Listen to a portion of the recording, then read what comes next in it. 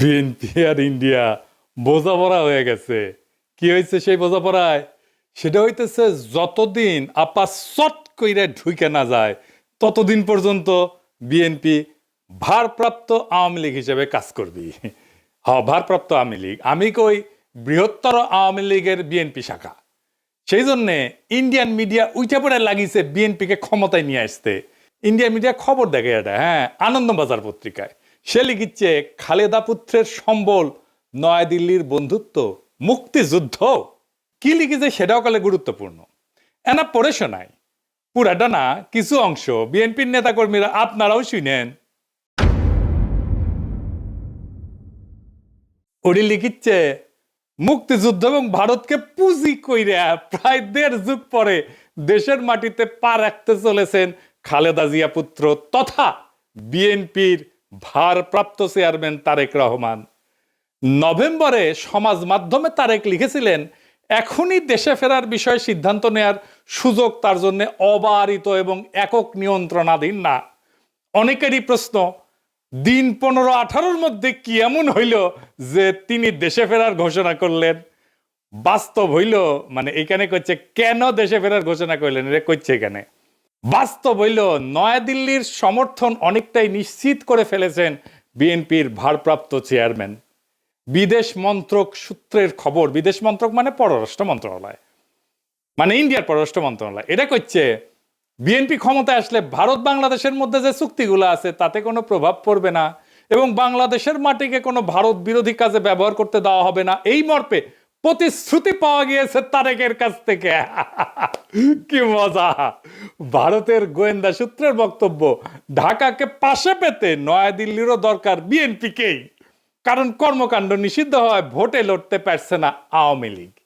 তাই বাংলাদেশে কট্টরপন্থীদের বারবারন্ত আটকাইতে পারে একমাত্র বিএনপি।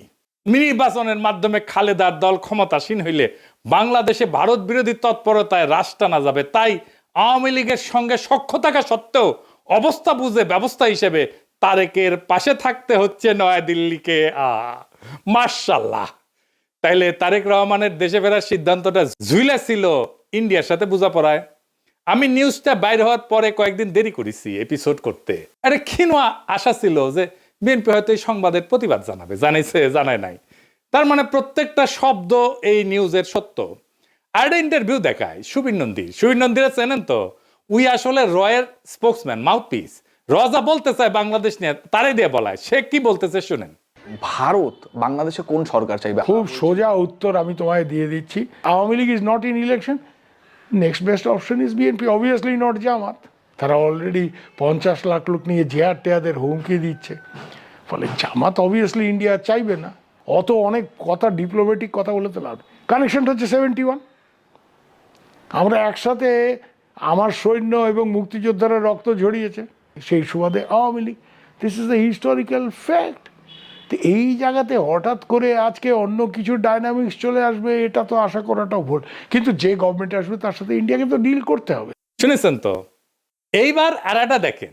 তারপরে বিএনপি ভারতের পক্ষে এখন যে মুহূর্তে যতগুলো রাজনৈতিক প্রতিষ্ঠান আছে তার মধ্যে বিএনপি সব থেকে বেশি প্রো ইন্ডিয়া স্ট্যান্ড নিতে শুরু করেছে এবং বাণিজ্যের জন্য সহায়তা করবে বলছে। এখন এই অবস্থায় বিএনপির সাথে জামাতদের ঝগড়া হয়ে গেছে এবং জামাতকে তারা অত আসন দিতে চাইছে না। ভারত জামাতকে এই মুহূর্তে চায় না যে জামাত ক্ষমতায় আসুক, বরং বিএনপি ক্ষমতায় এলে ভারতের নিয়ন্ত্রণ করতে সুবিধা হয়। দেখেছেন, কইতেছে বিএনপি সবচেয়ে প্রো ইন্ডিয়া স্ট্যান্ড নিতে শুরু করছে। ইন্ডিয়ান রে কয় কি খুশি। এইটা তো গেল ইন্ডিয়ান মিডিয়ার কথা। দেশে আবার ইন্ডিয়ার দুটা মিডিয়া আছে না, পন্দের আলো আর দিল্লি স্টার।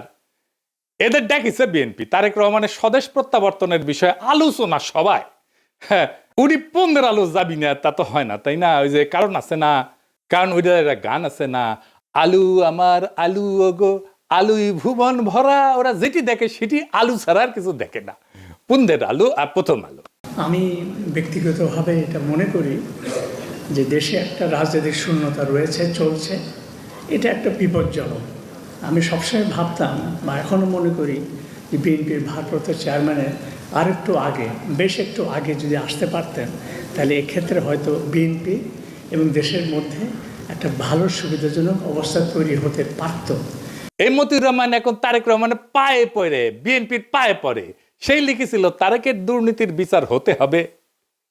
সেইখানে তারেক রহমানের নিজের স্বাক্ষরিত একটা হলফনামা থেকে উল্লেখ করে কইছিল এই মতিউর রহমান যে তারেক রহমান দুর্নীতি করেছে সেটা সে নিজেই স্বীকার করেছে। আবার ওই মামলা থেকে তারেক রহমান খালাস পেলে আবার প্রথম আলোয় লিখেছিল নৈতিকভাবে তারেকও দণ্ডিত। খালাস পেলে কি হয়েছে, তুই নৈতিকভাবে দণ্ডিত, বুঝছাও। আর এখন কয় তারেক রহমান আগে দেশে ফিরলে ভালো হইতো। তো মতি ভাই, আপনি দুর্নীতির বিচার করবেন না? হ্যাঁ, তারেকের নাকি স্যাপ ফেলে স্যাটে নিছেন? ওই নিজেই তার আলপিনে প্রচ্ছদ প্রতিবেদন করেছিল তেলে ডুবে যাচ্ছেন তারেক রহমান। ওই তেল এখন তারেক রহমান কিছু দিচ্ছে, রেখে দিছিল নিজের জন্য। তো প্রথম আলো যে বিএনপি কি পরিমাণে ভালোবাসে, ভালোবাসা যে কত সেটা একটু দেখি। হ্যাঁ, আসেন। লিখিচ্ছে বগুড়ায় তারেককে ঘিরে আছে খুন সন্ত্রাসে জড়িত নেতাকর্মীরা। মতিউর রহমান এখন শিওর এখন আর খুন সন্ত্রাসে জড়িত নেতাকর্মীরা তারেক রহমানকে ঘিরে থাকবে না। গ্রেনেড হামলা মামলা নিয়ে করছে তাজউদ্দিনকে পাকিস্তানে পাঠায় ডিজিএফআই। জানতেন খালেদার সম্মতিতে বসুন্ধরার কাছে 100 কোটি টাকা চাইছিলেন তারেক। জিজ্ঞাসাবাদে বাবর তো মতি ভাই কয় টাকা দিছে আপনার? সাব্বির খুনের ঘটনা চাপা দিতে আপোস রফা। তারেকের স্বেচ্ছাচারিতার অনেক নজির বগুড়ায়, ওগুলো কি উঠে গেছে? আচ্ছা, তারেক কি হিসাবে বগুড়ায় এত উদ্বোধন স্থাপন করছেন? আরো লাগবে, ওর পায়ে পড়তেও সময় লাগে না, ধাক্কা দিয়ে ফেলাই দিতেও সময় লাগে না। মূল উদ্দেশ্য হচ্ছে টিকে থাকা, যেন তেন প্রকারে টিকে থাকা। তো এইগুলো কি জার্নালিজম, বস্তুনিষ্ঠ সাংবাদিকতা? এই নিউজগুলো যদি সত্য হয় তাহলে মতিউর রহমানের কি তারেক রহমানের প্রত্যাবর্তনে মিটিং এ যায় তারেক রহমানকে দেশে কেন আসলো না সেই নিয়ে কান্নাকাটি করা যায়? নৈতিকভাবে এটা জায়েজ, এথিক্যালি উচিত এইটা? হাদি গুলি খাওয়ার পরে শিরোনাম করেছিল তফসিলের পরের দিন প্রার্থী গুলিবিদ্ধ। হাদির নামটা পর্যন্ত লেখে নাই। এতই ঘৃণা একজন মাদ্রাসা পড়ুয়া তরুণ প্রতিশ্রুতিশীল রাজনৈতিক নেতার প্রতি। এই যে প্রথম আলোর মজলুম ঘৃণা আর তেলা মাথায় তেল দেওয়া, এটা কি বার্তা দেয়? বার্তা দেয় এটাই যে আপনি শক্তের ভক্ত, নরমের জম। তাইলে তো আপনার সাথে গায়ের জোর দেখাবেই মানুষ, গায়ের জোরেই কথা কবে মানুষ। আরেক মাল আছে মাহফুজানন্দ প্রভুপাদ, সে কয় 53 বছরে নাকি সংবাদ মাধ্যমে আগুন দেওয়া হয়নি, ওই চান্দের দেশে আসিল। বাংলাদেশের 53 বছর বয়সে কোনো মিডিয়ার অফিস আগুন জ্বালানো হয় নাই। হ্যাঁ, 2013 সালের 12 ফেব্রুয়ারি দৈনিক নয়া দিগন্তের আরামবাগের কার্যালয় হামলা করে আগুন ধরায় দেওয়া হয়েছিল। তুই তো দমে দমে মিশা কথা কয়। ওই আগুনে পোড়ার পরে পত্রিকা বাইট করিছে, লিখিছে আনবাউড, মানে হইতেছে মাথা নত করে না। বাহ, প্রচুর সাহস। আসেন তার একটা ক্লিপ দেখি বেনজিরকে নিয়ে। বেনজিরের ভয়ে নাকি ওই কাঁপিচ্ছিল, শুনেন। আমরা কিন্তু এই যে আইজিপি বেনজিরের যে তার যে কুকর্ম আমরা কিন্তু মিডিয়াতে জানতাম, কিন্তু রিপোর্ট করতে সাহস পাইনি। আপনি হয়তো কিছু করতেন না, সরকার হয়তো কিছু করতো না, বাট ওই ধরনের একটা পাওয়ারফুল আইজিপি সে তো একটা সাংবাদিককে কি না করতে পারত। শুনিছেন কত বড় সাহস? মাইনে নিলাম যে ওই ভিতু, তো তাইলে কি ওই পত্রিকার স্লোগানে journalism without fear or favour লেখার নৈতিক অধিকার আছে? মানে মাহফুজা নাম, আপনার লজ্জা নাই? আপনি তরুণদের কি শিখাইতেছেন?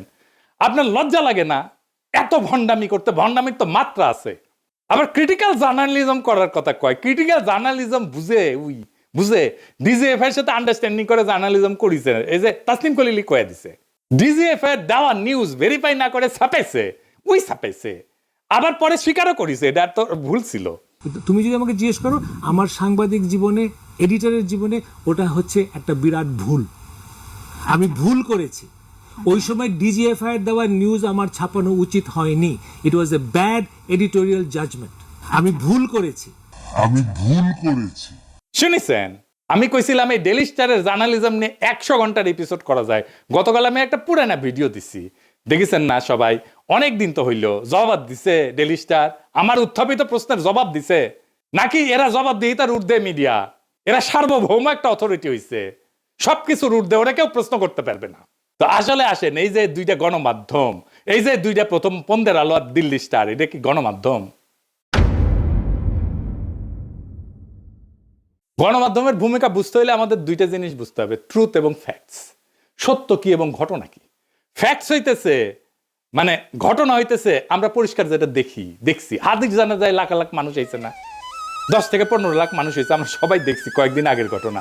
কিন্তু জানাজার ট্রুথ, সত্য তৈরি করা ট্রুথ মেকিং মেশিন কি? পুন্দের আলো আর ডেইলি স্টার। আমরা চোখের সামনে দেখলাম 10 থেকে 15 লাখ লোক। দিল্লি স্টার লিখেছে শয়ে শয়ে। আজকের ঘটনা যদি ইতিহাসে আদৌ স্থান পায়, তাহলে এটা স্থান পাবে পুন্দের আলো দিল্লি স্টারের বিবৃতিতে কি আছে সেটা দিয়া।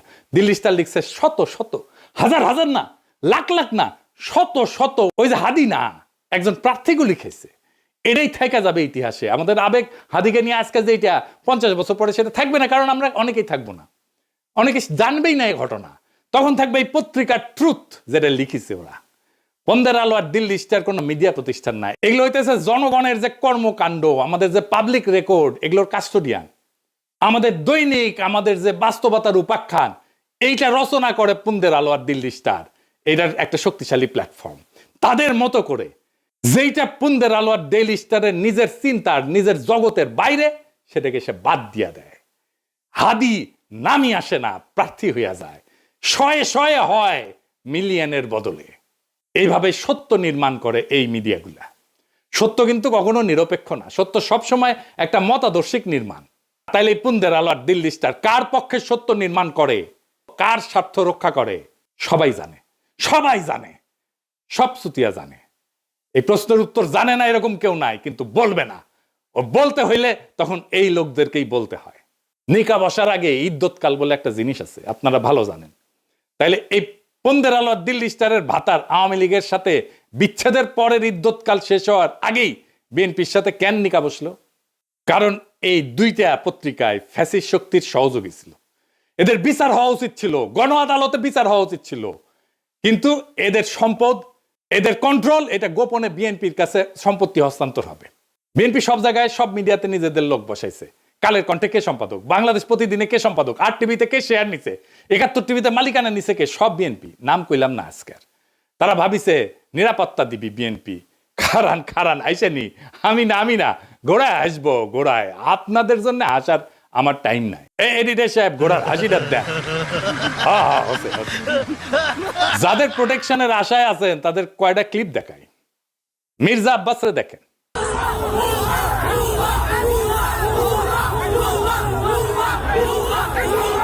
দেখেছেন ভুয়া ভুয়া স্লোগান তারে দেখা।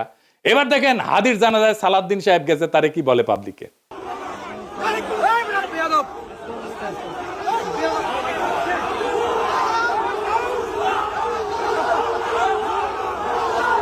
দেখেছেন এটিও ভুয়া ভুয়া স্লোগান। এবার দেখেন ফিরে যেতেছে সালাউদ্দিন, সেটিও দেখেন কি ভুয়া ভুয়া স্লোগান।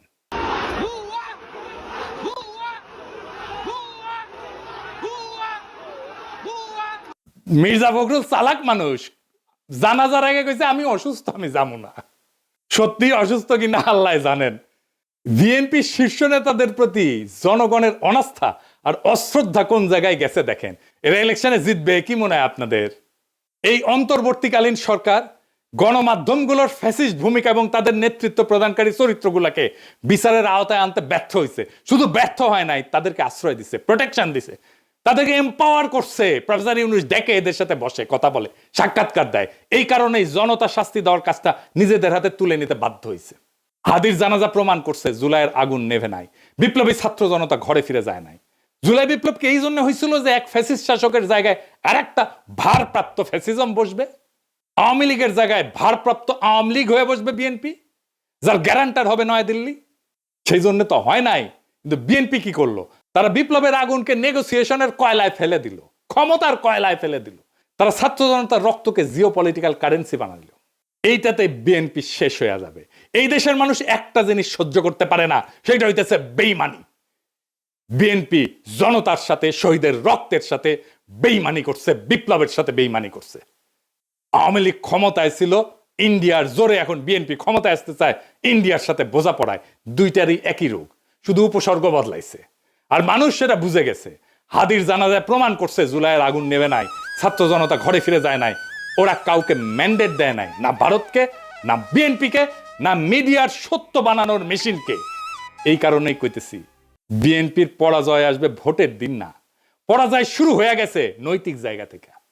যেই দল বিপ্লবের সঙ্গে বিশ্বাসঘাতকতা করে সেই দল ক্ষমতায় যাবে না, গেলেও টিকে থাকতে পারবে না। ক্ষমতায় যাক বা না যাক, ইতিহাস তাকে ক্ষমা করবে না। জুলাই কোনো ইন্টারভেল না, জুলাই কোনো সিনেমা না, জুলাই কোনো পিকনিক না, জুলাই কোনো দর কষাকষির বিরতি না। জুলাই ছিল এবং থাকবে ভারতের সাথে বোঝাপড়া আর দেশি ফ্যাসিজম, দুইটার বিরুদ্ধেই জুলাই জিন্দা থাকবে। এই সত্য যতদিন থাকবে ততদিন বিএনপির এই বোঝাপড়াই তাদের সবচেয়ে বড় রাজনৈতিক আত্মঘাতী সিদ্ধান্ত হয়ে থাকবে। পরাজয় শুরু হয়েছে, ওই বিশ্বাসঘাতকতার দিন থেকে পরাজয় শুরু হয়েছে। জুলাই শেষ হয় নাই। জুলাই বিশ্বাসঘাতক কাউকে ক্ষমা করবে না। ইনকিলাব জিন্দাবাদ।